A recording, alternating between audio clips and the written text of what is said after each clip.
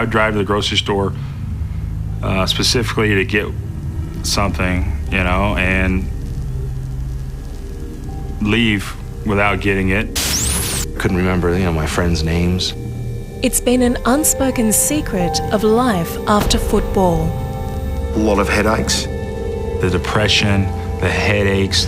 Memory lapses, concentration problems, depression, suicide. You wonder how long's this going to go on for? Caused not by drugs or serious injury, but a normal sporting life of multiple mild concussions.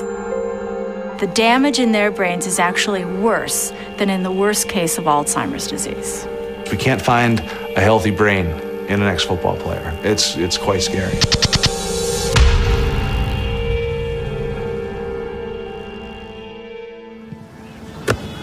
Football is everywhere in our culture. We love its drama, its gladiatorial battles.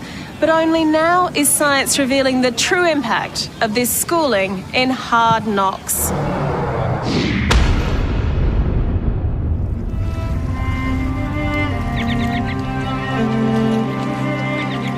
Beautiful place. It is. Took classes right here in historic Harvard Yard. Yeah. Our story begins with Chris Nowinski. He had the life of your classic all-round American hero. He was a Harvard graduate, a top college football player, and then he got the call from World Wrestling Entertainment. How much fun was that? It was a blast. I was a bad guy. I was the snobby Ivy League jerk who liked to tell everyone he was better than me. It became not so fun after I kept getting kicked in the head. I kept getting concussions, and I also kept blowing them off because I never really understood what they were. So he pushed on, despite chronic headaches and other baffling symptoms. I had no idea what that meant to suddenly develop sleepwalking, to not be able to remember conversations, to forget your email password every day. Forced to quit pro wrestling after months of not getting better, Chris began researching the medical literature, which finally led him to an expert who could explain. Even minor concussions are cumulative. He had post-concussion syndrome. Had I rested any of the concussions I'd had, I wouldn't be in the position I was in. Because when you injure the brain and then you keep stressing it, you make the injury much worse. And so when he told me those two things in the fall of '03, I was like, I've been banging my head for 11 years for fun, never thinking twice about it. Like, I can't believe no one ever told me that. Suspecting a hidden epidemic, in 2005, Chris used his academic contacts to co-found a brain bank and boldly started calling for top sportsmen to donate their brains. Dr. Anne McKee is a brain pathologist with over 20 years' experience and a keen football fan.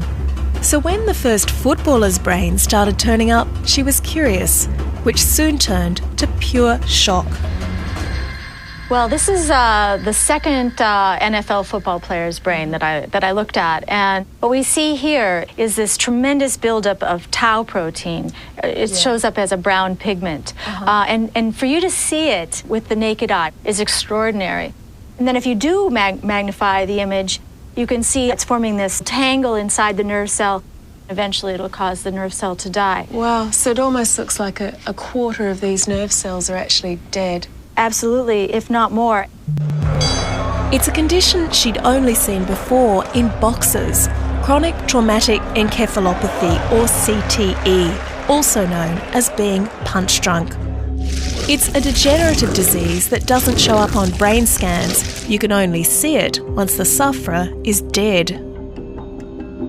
How many brains of footballers do you have now?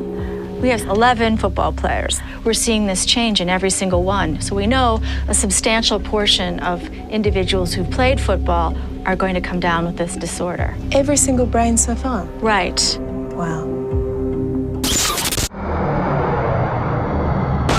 Just as startling, the first ex-footballer she saw had never even been knocked out. He'd only had minor concussions. But perversely, his football helmet, designed to prevent head injury, had allowed another kind of head impact to become part of normal play. He'd been a linebacker. And in the course of a single season, these individuals probably get about 1,500 subconcussive hits. So it may not be the concussion per se that's important, but just the cumulative effect of all these minor head traumas over the course of the years. All of which was worrying news to a man Chris Nowinski met in 2006. Ted Johnson is a genuine American football legend. Look at this neck. 22 inches. How do you get a neck that big? Part of it is the hitting. When I would take on a blocker, the first thing I'd hit him with was just part of my helmet. It was like right here, so it happened so fast. I hit him and you try and snap his head back, and then you get your hands in him. I was nicknamed Cement Head Ted. So yeah, I had a hard head. Cement Head Ted. Yeah, I had a hard head. In a 10-year career with the Patriots, Cement Head Ted helped his team win 3 Super Bowls.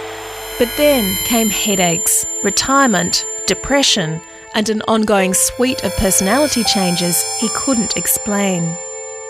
I would avoid stressful situations because talking with people, it would exhaust me. I would have just irritable all the time. And that wasn't me. That's just not who I was. Then Ted saw the brains. It convinced Ted not only to pledge his own brain, but to break his silence and go public. And I knew it wasn't going to be popular. I knew I was going against the establishment. But this story was so much bigger than football. So Ted came forward 2 weeks later before the Super Bowl, before the biggest game of the year. That was more news, and then people just started coming forward. The story was huge.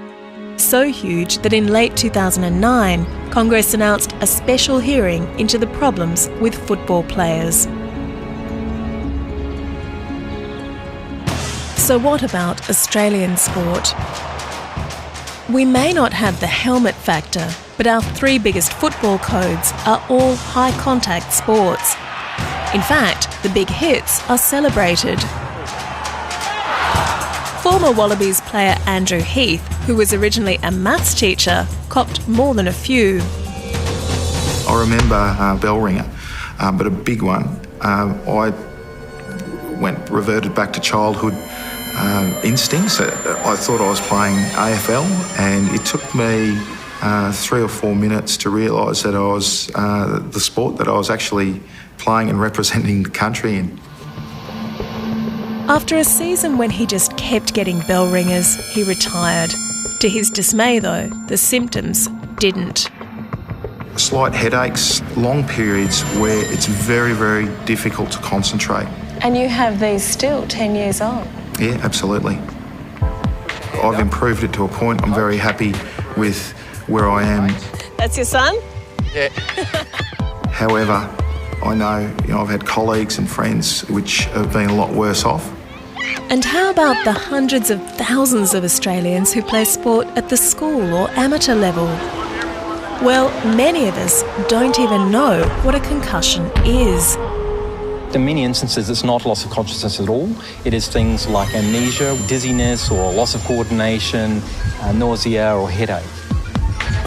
In a landmark study, Mark Stevenson's group has spent the last 3 years painstakingly following the concussion incidents of over 3,000 amateur rugby players. 10% of those players sustained a concussion. 10% is a very high rate of injury. More striking, those who'd had one concussion were twice as likely to get another one that season. Why? Some of it we think is that they're going back to play before they've truly recovered. A lot of guidelines sort of suggest a 3-week period out is sufficient, but we think it may be a much longer period. And if your reaction times are still slowed, you're more likely to get hit again. It's not known what proportion of sportsmen and women will sustain long-term brain injury, like post-concussion syndrome or CTE, from multiple mild concussions. But a new unpublished study by the American National Football League found former footballers suffered memory disorders at 19 times the normal rate for men aged 30 to 49. There's no doubt football codes around the world are trying to tackle the issue. Team doctors are increasingly using psychometric testing to determine whether players are ready to return to play. Are you fatigued at all at the moment? Are you tired? But even that isn't mandatory in some codes, and very few schools or amateur clubs have access to this kind of tool. 1 to 6?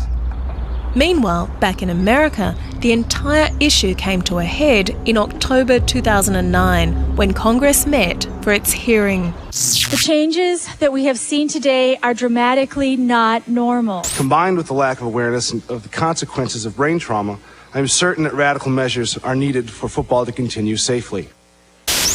A month after those hearings, the NFL said, all right, we give up. You're right. We can't fight this anymore. Concussions are a problem.